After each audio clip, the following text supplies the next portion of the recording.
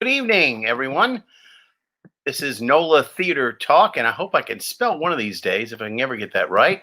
NOLA Theater Talk, and I think we put another T in there somewhere, huh? If we can do that right, let's try again. I'm trying to do it on the fly, which is, of course, wrong. Okay, so NOLA Theater Talk. Let's see if we can get it right. Show it up! Yay! My name's Alan Smason, and it's the night before the election, so I wanted to kind of make this a nice, easy one. I'm running a little bit late tonight. It's going to be a short broadcast to begin with. So those of you who are watching this now, either live or later on, you'll understand that there's a lot going on, and most of what we're dealing with right now is political. And of course, some of us are dealing with the effects of Hurricane Zeta still. Hopefully, most of us have had our power restored by now, but it's been a rough go for some people. And for those of you who are still not completely restored or who lost some of your food items, et cetera, due to the fact that you were without power for several days, I, of course, extend to you my sympathies and hope that you can get back on track and put this all behind you soon. Again, we're broadcasting to the NOLA Theater Folk Facebook group, to the theatercriticism.com Facebook page, as well as to my own YouTube channel, Music Lovers 169, which was the original name for it. And then we switched it over to my name. So there's actually two accounts that have been merged. That's why sometimes it's a little confusing. But if you look at my name, you'll find it without any problem. I'm going to ask anybody who wants to take part into tonight's gathering. I am up for anybody who wants to comment or wants to add anything to the conversation pertaining to what's going on in terms of the Big Easy Awards that were announced today. I have been one of the longest serving members on the Big Easy committee. I dare say I probably am the longest serving, certainly in the theater committee. And the longest serving on that one committee, but I am also the only person who serves on two committees. So I also serve on the opera and classical committee, owing to the fact that I have a little bit of expertise there as well. So those of you who want to take part, I'm going to be doing something a little bit unusual.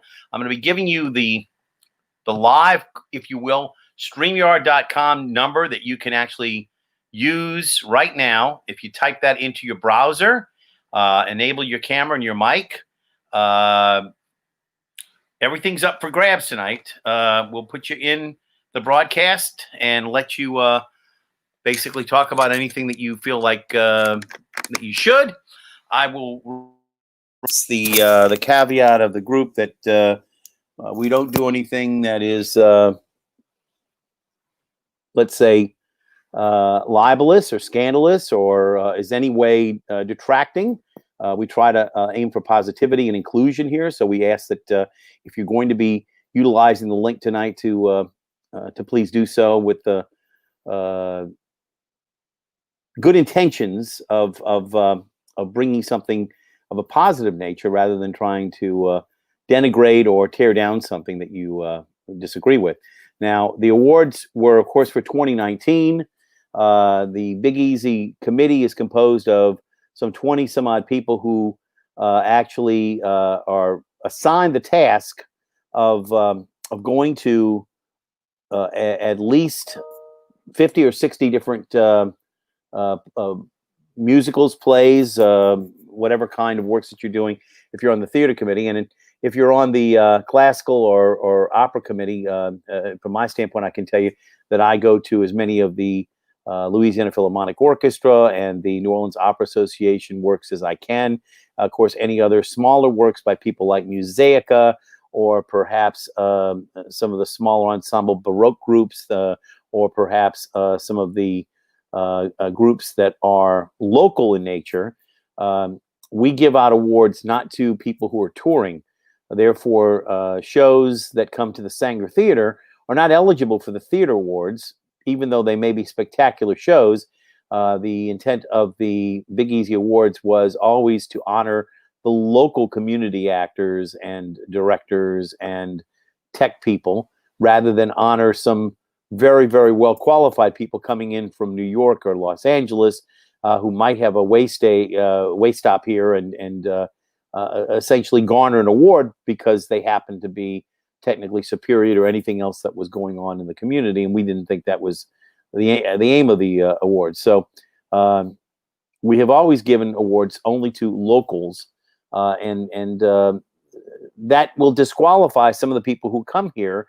As an example, with the music committee, the Friends of Music is a wonderful group. They bring in people from all over the United States, established ensemble groups. But unfortunately, because they're essentially acting as the producers of a group who's already essentially established somewhere else, they're kind of like making a stop along the way on a national tour.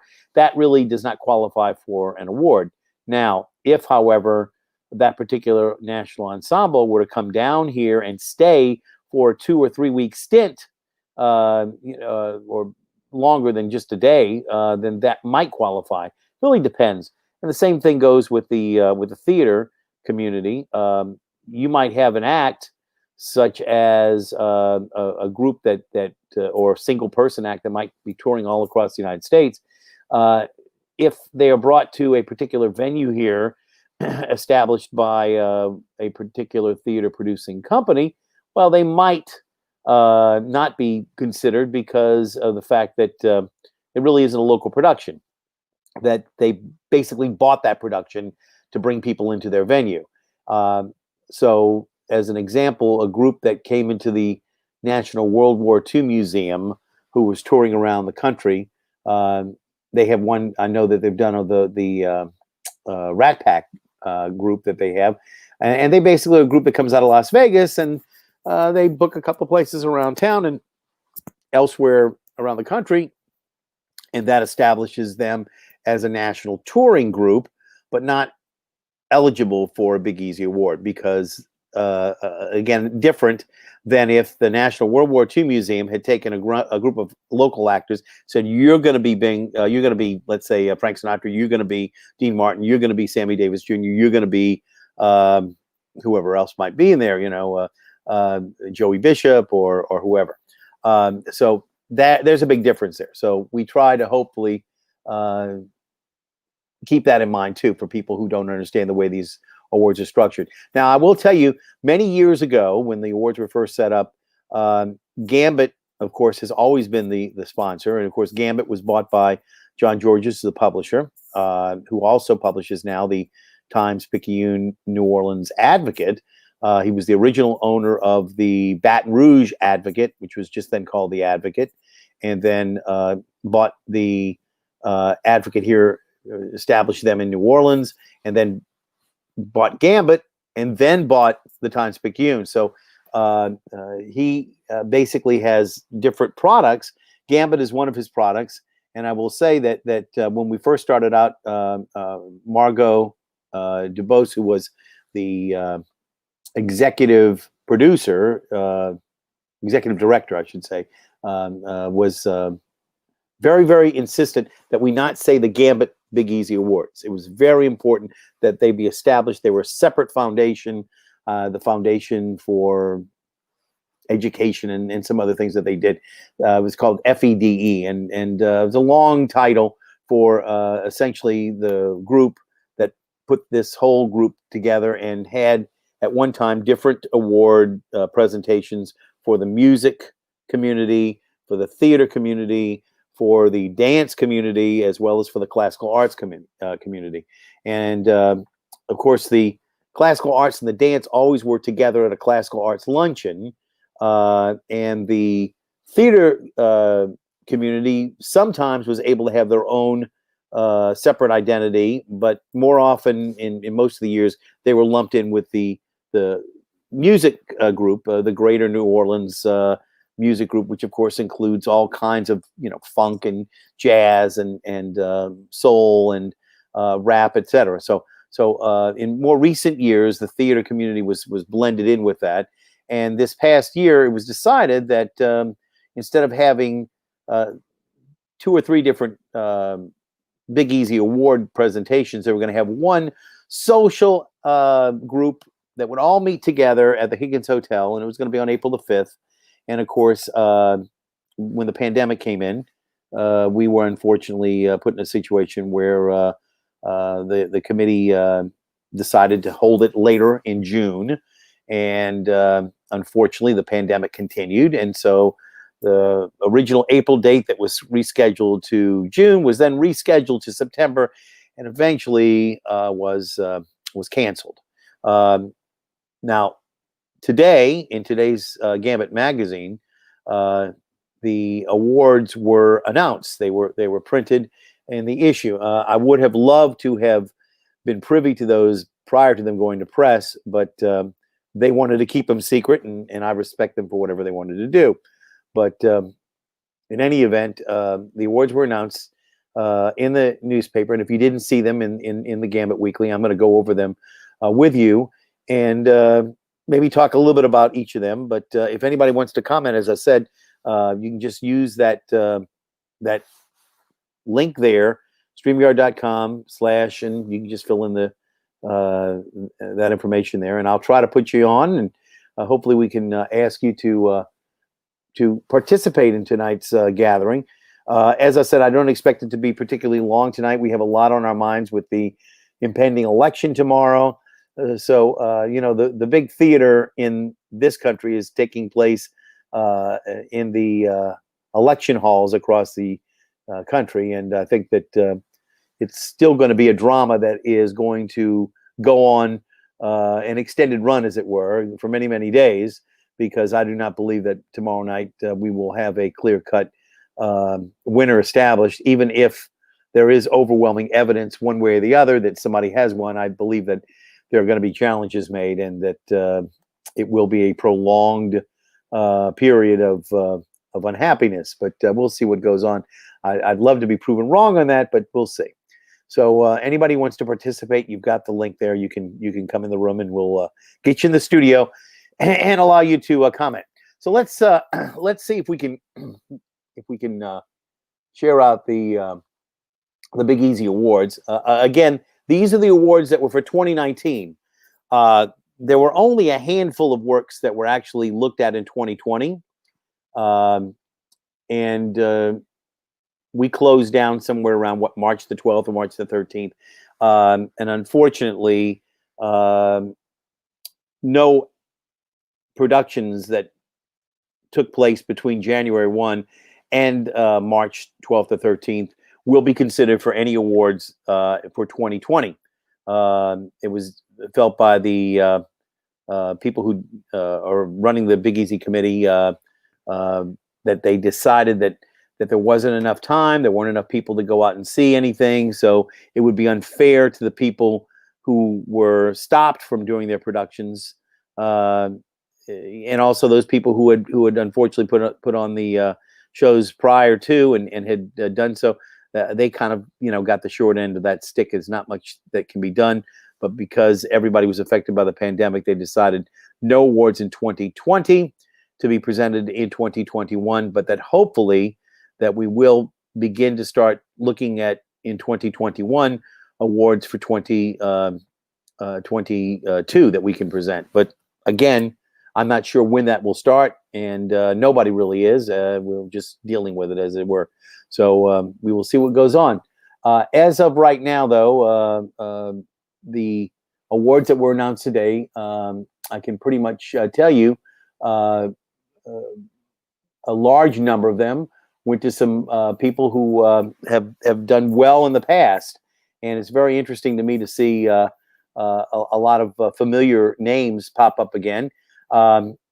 First of all, I should say that we've had a couple of the people on NOLA Theater Talk in the past who were acknowledged for being special awards that were given to them. They were acknowledged for being people who have been in the theater community for a very long time and had established themselves as worthy of a Lifetime Achievement Award, or those of out there who have been working so hard and tirelessly, dedicated members of their craft that who had done so well that they needed to be acknowledged as persons of the year for their particular area of endeavor. And of course, we've already had on in the past two of those people. We'll talk about them a little bit later, but they've been on our show, and we appreciate their being with us. So it's always nice to see people get acknowledged for doing good deeds, and we hope that those of you who are out there who have not seen the information that we're going to share, we're going to try to get that out right now. So let's see if I can figure out where my link is. I should be able to share that out. Let's see if maybe I just go to the share and see if we can figure out where it is. And again, this is it. All right, so we all should be able to see Gambit, and it says Perpetual Motion Machine, the awards there. So we're going to go to theater, which is on the next page. All right, so this is kind of where we start. I'm going to try to increase, if I can, the size. Let's see if we can get that. The only problem is that when I do that, I have to sort of save some space here to see if I can make it go up and down. So let's go to Entertainers of the Year for theater, Tommy Myrick. Now, this had been announced previously. So those of you who didn't know already, Tommy, of course, is the executive director of Voices in the Dark Repertory. And Tommy had been a guest on our show some months ago, talking about her theater company. It is, a theater company run by and for supporting Black women. And I think that Tommy also is an outstanding director. She had been involved with several productions here. The most recent that I can remember was about a year ago when she did Transcripts, which was the Paul Lucas piece that unfortunately Paul passed away just a few months ago. But she had been very involved with this particular piece. So hopefully getting a little bit of acknowledgement on that, and we appreciate her being involved with that. Let's see if we can go to Theater Person of the Year. Let's see if we can get to see that one as well, because I think that's another person that I mentioned earlier who had been on our show. And there you go. There he is. Palenko Jones Jr. Let's see if we can go in on that. There we go. Big time. There we go. Palenko Jones Jr. Of course, Palenko's a great choreographer. He's been involved in a number of productions as an actor. Wonderful, talented person, and a guy who is spending a lot more time in New York, unfortunately, because of his talents. That's not a problem, but we hate to lose him here in New Orleans, but we understand you got to go where the big bucks are, and again, he's certainly been achieving some great notoriety as a fabulous choreographer. So again, that's the top two people I wanted to mention. Fantastic job that they've been doing. So let's move on now if we can. And again, I think that the interface on this thing is going to be a little problematic for me, but it's okay. If we can get back to the theater, let's see if we can get down to getting some of this stuff to work is sometimes a little difficult, but let's see if we can do so. All right. So we just have to move some things around. All right, these are all the music winners, and I think we can probably advance to the next page. All right, good. Let's go over here. And all right. So most of these are going to be classical music and chamber music, and here comes the theater winners. Okay, so best musical, not a real big surprise. Again, A Gentleman's Guide to Love and Murder. I know it was a long time ago. It was 1919. But again, for those of you who are not familiar with it, this was a Broadway piece that won the Tony Award as the best musical in, I believe, 2015. I think it was 5 years ago that it won. Fantastic performance by Bryce Pickham, who I saw in the role. And again, Jefferson Mays was on Broadway, playing all those different roles. But here locally, it was Bob Eads Jr. who did all of that. And again, fantastic work. A Gentleman's Guide to Love and Murder. That was at Le Petit. So congratulations for the best musical there. In terms of the best play, No Dream Deferred. That is the group that's headed up by Lauren Turner as executive director. In the Red and Brown Water was the best play. That was playing over at the Beaucoup Theater, and that's that small theater that's located in the area around the downtown development district. In terms of best director of a play, congratulations to the Radical Buffoons, John Green and Tori Hayward, for best director of a play. They're sharing that award. And next up was best actress in a musical. Callie Russell won for Cabaret. See 'Em on Stage Productions. That was, of course, headed up by Christopher Vetavenia. Not only did Callie win, but also Clint Johnson won for best actor in a musical. Also, of course, See 'Em on Stage. And if I may, just to complete that, if we go to the upper area, and I think you can probably see my mouse over here, Christopher Vetavenia and Callie Russell both won for best director in a musical, which I think is just fantastic news, as well as best music director, Chad Garrick Howe.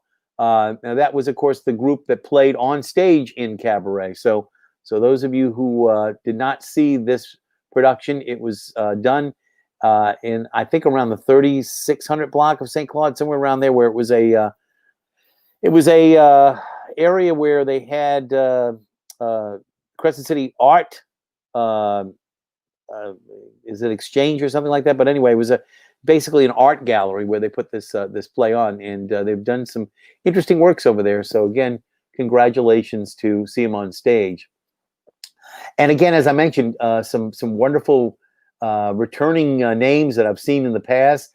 I first saw Jessie Terrebonne Thompson at Loyola University when she was in production of How I Learned to Drive, and she was just incredible. And I knew that some very, very good things were going to happen with her.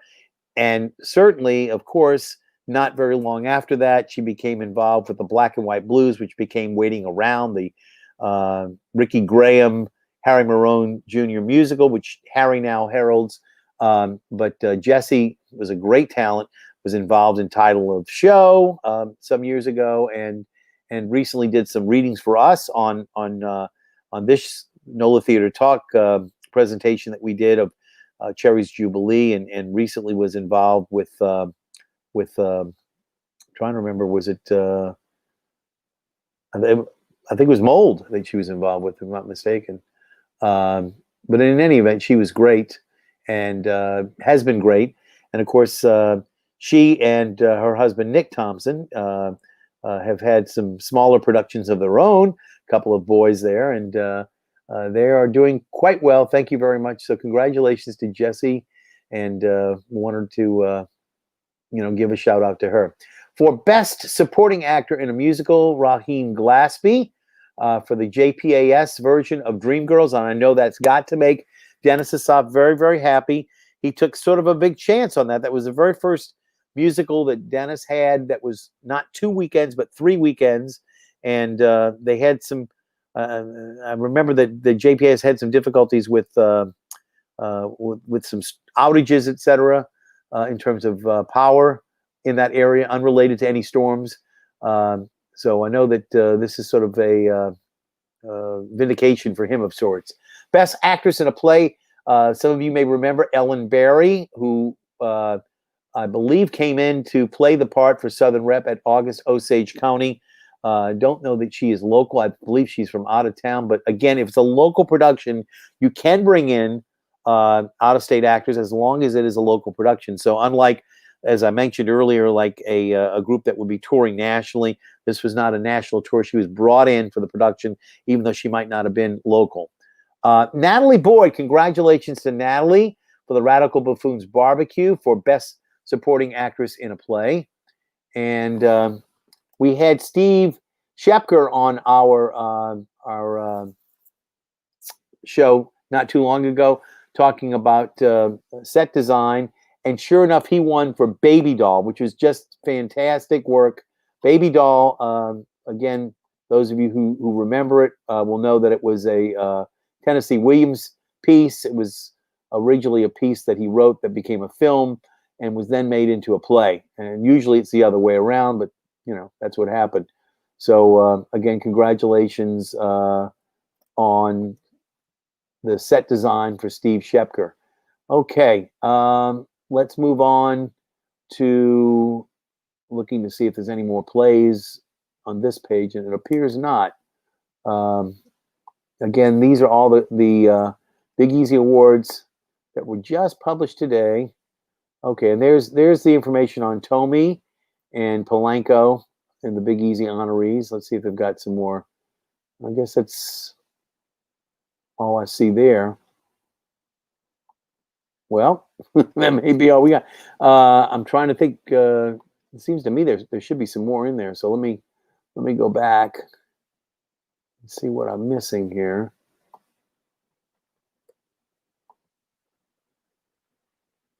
Just seems like there should be more. Let's go back this way. Best band, best rock. You know, they've got a lot of music, etc.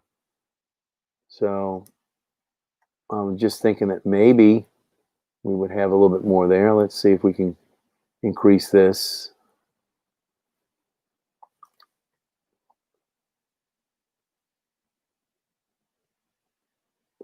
Aha, here we go. Best ensemble, road, Goat in the Road role play. And Jenny Mersing. And yeah, here's some others right now. And how could I forget?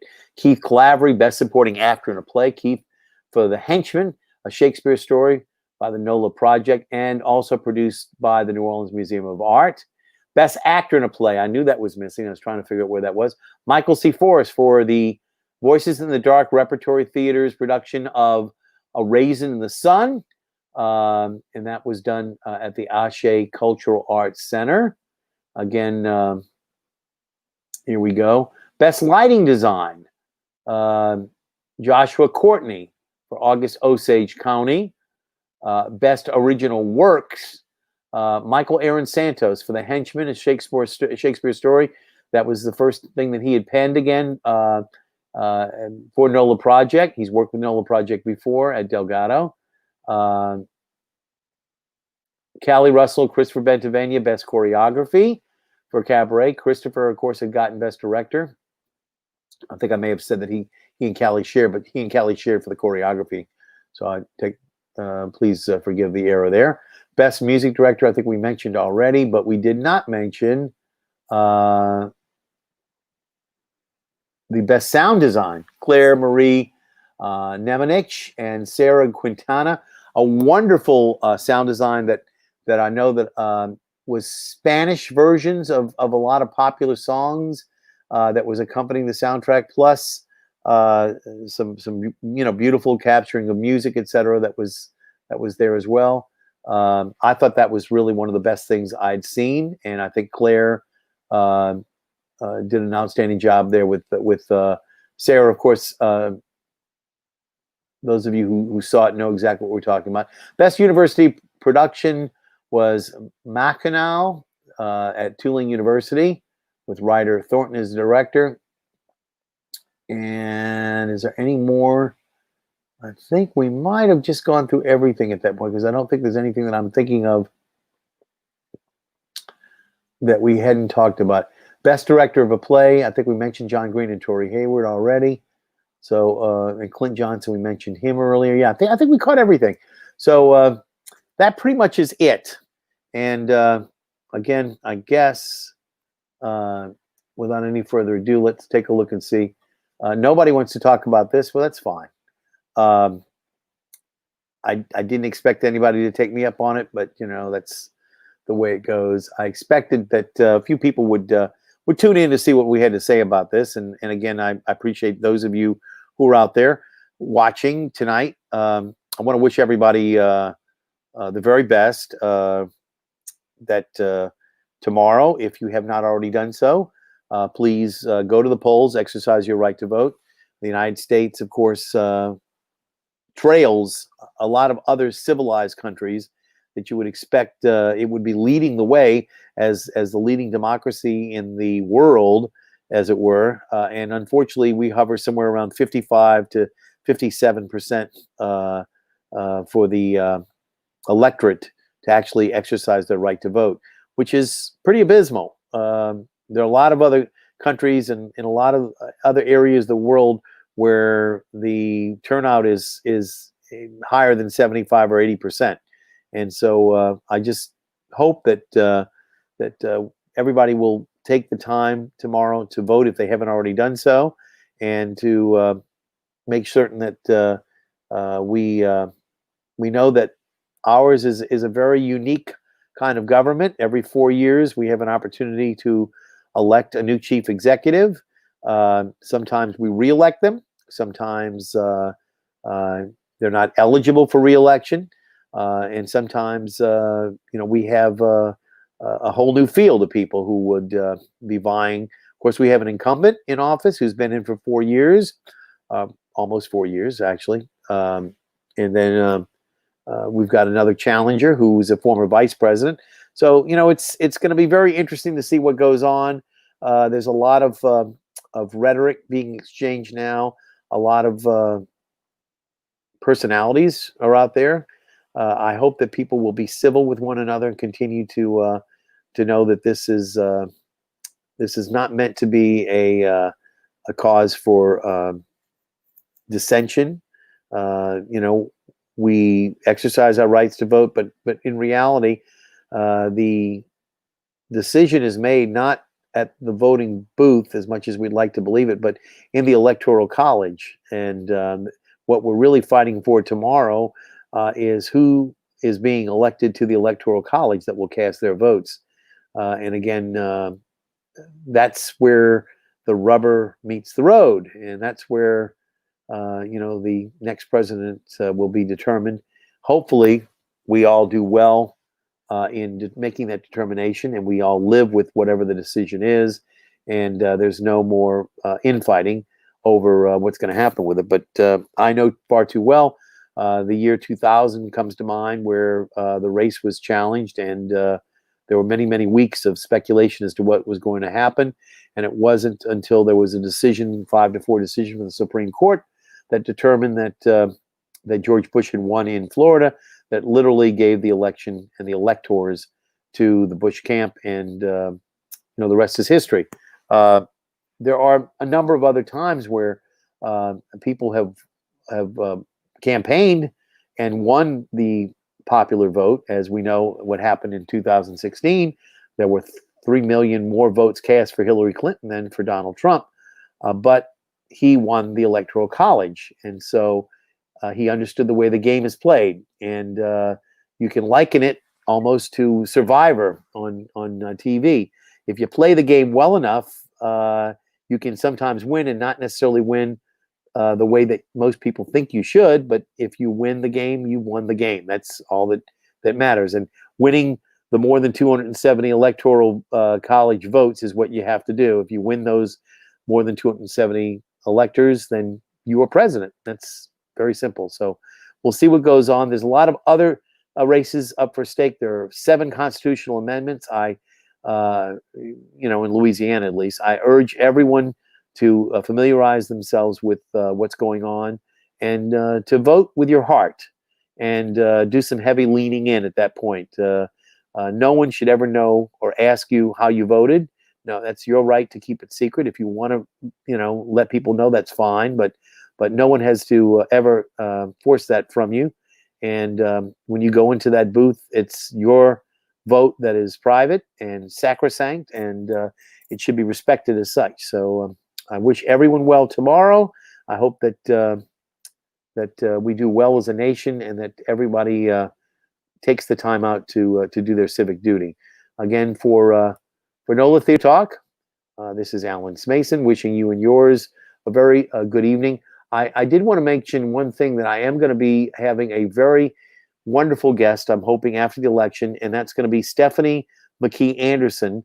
She is the executive director of Junebug Productions. That'll be this Friday coming up at 8 p.m. We'll do some production notices about that. We'll put something up on our sites, etc. But we had asked Stephanie to appear with us because we feel it's an important time in this nation's history to talk about Junebug Productions. The late John O'Neill, of course, was the original founding director of that group, and John, established himself as a major force to be reckoned with in the New Orleans theater community, and indeed nationally. He achieved quite a bit of fame. So I will be very happy to have Stephanie McKee Anderson here, who took over after John's passing. She's been executive director on the last several years, and would like to hear about what she's doing, what Junebug is doing, and basically to focus on them and any information that they wanted to pass on about getting the vote out that they worked on. I know that they've been working with several different concerns about that, and also perhaps to find out a little bit more as to where their theater company intersects with the Black Lives Matter movement. So again, for NOLA Theater Talk, my name is Alan Smason. Hope that you have a very good night, and I'll see you at the theater.